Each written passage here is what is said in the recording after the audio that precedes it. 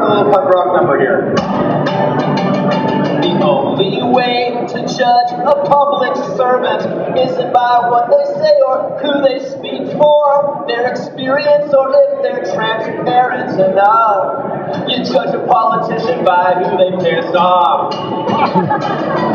On the 35th anniversary of Nevermind the Bollocks, it's important to remember why we all love Johnny Rotten. He flipped the bird to royalty and talk show hosts and shares those qualities in common with a certain punk rock counselor with attitude and a purple highlight in her hair. The only way to judge a public servant isn't by what they say or who they speak for, their experience or if they're transparent enough. You judge a politician by who they piss off.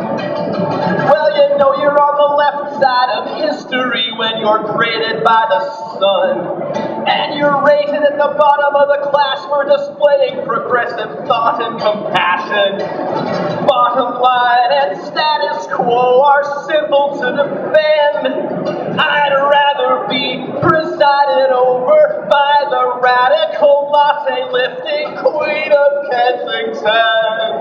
The only way to judge a public servant isn't by what they say or who they speak for, their experience or if they're transparent enough. You judge a politician by who they piss off.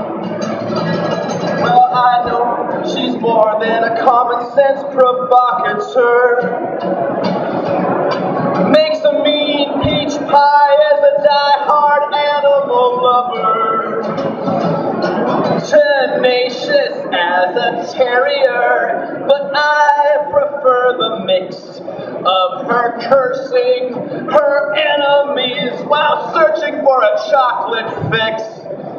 They called it a rimmed condom and a giant finger trap. A waste of time and money while ignoring the growing income gap.